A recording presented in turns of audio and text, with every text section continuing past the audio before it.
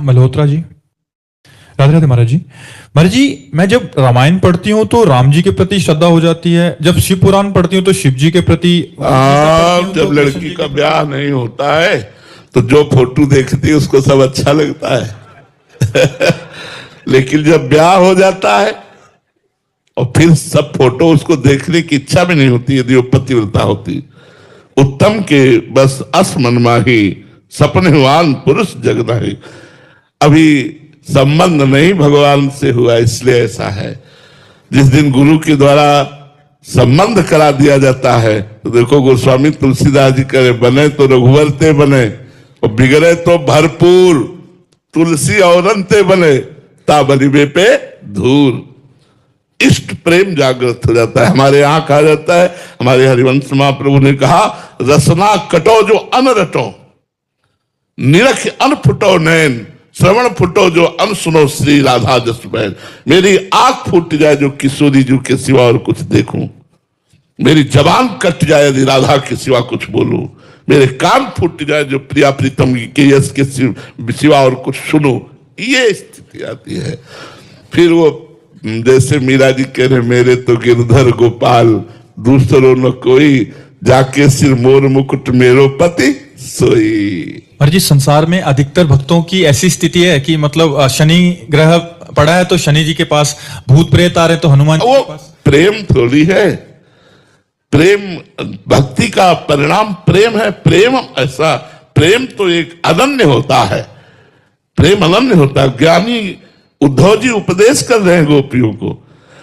थोड़ी देर सुनने के बाद कहा, उद्धव मन न भय 10-20, एक हो तो सो गयो श्याम पे, अब को आराधे, इसे काहे को उपदेश कर रहे, यहां सब बेकार है, नाइन रहे हो हेमा ठौर। अब हृदय में जगत नहीं रह गई, नंद नंदन विराज वाले अब जगह नहीं रह गई।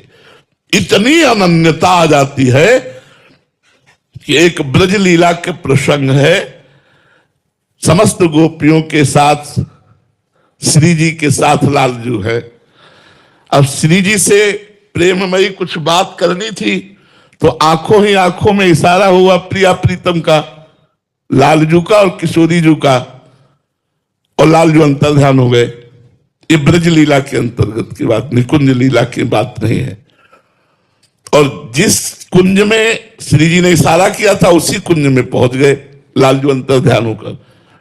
अब गोपियां भी ढूंढती हुई संयोग वसात उसी कुंज में पहुंच गई। तो लालजू ने देखा कि हमें तो एकांतिक वार्ता करनी थी श्री जी से और गोपियां आ गई, तो उन्होंने 2 भुजाएं और बढ़ा ली, चतुर्भुज हो गए।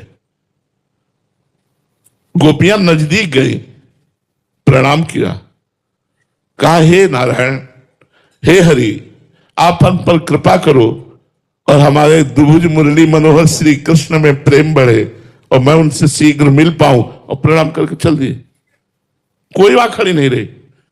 केवल 2 भुजा बढ़ा लिए तो रति ही नहीं रही, प्रणाम करके आशीर्वाद वगैरह चल दिए।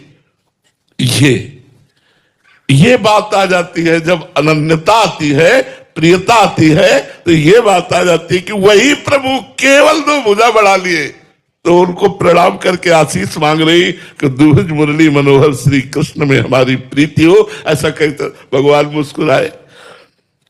प्रीति का स्वरूप गोस्वामी तुलसीदास जी वृंदावन आए तो जहां मंदिर के पट खुलते वहां ललित त्रिभंगी लालजू, बगल में प्रियाजू।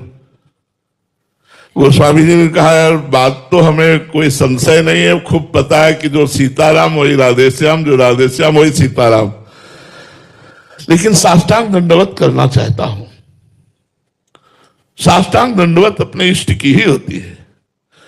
तो देखो प्रभु, मुझे पता है कि आप ही हो, लेकिन तुलसी तभी दंडवत होगा जब ये मुरली की जगह सारंग धनुष हो और प्रिया की जगह सियाजू हो।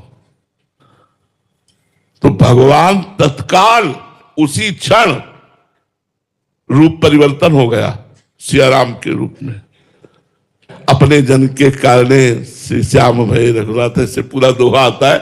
अपने ही प्रभु को जीवन धन सर्वस्व समर्पित करने वाले गोस्वामी तुलसीदास जी ने कहा कि आप सिया राम रूप में, वही प्रभु राधे श्याम है, वही सिया राम है, बिल्कुल अंतर नहीं। लेकिन तुलसी मस्तक जब दुखे धनुष बाण हो हाथ, ये मुरली हटाओ तो हटा दिया और सारंग धनुष धारण करके वही प्रभु से। तो प्रेमी भक्तों की एक अनन्यता होती है, उस अनन्यता में रस होता है, उसी रस का रसास्वादन प्रेमी अनन्य जन करते। एक होती साधारण भक्ति, सबकी पूजा करना, सबका आराधन करना, भले कोई चाह नहीं लेकिन सबकी। फिर धीरे धीरे उस पूजन के बाद वो फिर अनन्यता की तरफ उसका, जब गुरु कृपा होती तब अनन्यता की। ये सब जितने बड़े भक्त ये सब अनन्य हुए हैं और भगवान को अनन्यता बहुत प्रिय है। जगह जगह अनन्यता की मांग करते, अनन्य चिंतयन्तो माम अनन्य चेता सततम, अनन्यता की बात भगवान मांग रहे, मेरे अनन्य हो जाओ। तो गुरु का वरण करके किसी एक इष्ट में अनन्य हो जाओ तो बहुत जल्दी लाभ प्राप्त। गुरु का वरण हो गया महाराज जी, बहुत सारे शरणागत शिष्य हैं महाराज जी, अगर उनको कोई साढ़े साथी आता है या भूत प्रेत आ गया तो महाराज जी वो कहाँ जाए फिर, मतलब शनि ग्रह? तो हमारे स्वामी असमर्थ है क्या? जितने भी ग्रह नक्षत्र हैं ये हमारे श्री राम जी के या श्याम जी के सेवक है कि स्वामी है? अरे जानकी नाथ सहाय करे तब कौन बिगाड़ सके न तेरो, शुक्र शनिचर राहु केतु सब हुई है तेरे चेरो, जानकी नाथ सहाय करे। अपने यहाँ वर्णन है कि जो पे कृष्ण चरण मन अर्पित तो करी है का नवग्रह रंक। ये बेचारे गरीब नवग्रह क्या कर लेंगे यदि हरि हम पर प्रसन्न है, हरि का हम भजन कर रहे हैं। राम राम श्याम श्याम कहो, धर्म से चलो और वो साढ़े साथी भी होंगे तो तुम्हारा मंगल होगा, मंगल नहीं हो सकता। सीम की चाप सके को तासु, बड़ रखवार रमापति जासु। भगवान जिसके रक्षक है उसका कोई ग्रह नक्षत्र बिगाड़ नहीं सकता, और भगवान से विमुख हो तो चाहे जितने ग्रह नक्षत्र अनुकूल हो तुम्हारा मंगल नहीं हो सकता।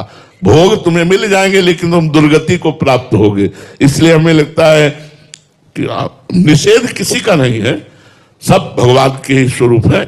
जहां लगो अनन्य होके लगो। तो अब देखो मां काली पर पूर्ण भाव समर्पित कर दिया रामकृष्ण परमहंस जी ने, तो काली में ही कृष्ण का दर्शन कर रहे हैं, काली में ही राम का दर्शन कर रहे हैं। काल जहां हो वहां एक अनन्य हो जाओ, उनसे प्यार करो, उनकी सेवा करो, उनको चित्त दे दो तो बात बन जाए।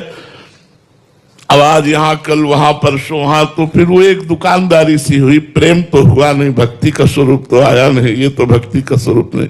गोस्वामी तुलसीदास जी ने विनय पत्रिका में सबकी वंदना की है और सबसे क्या मांगा है? सिया राम जी के चरणों का प्रेम मांगा है।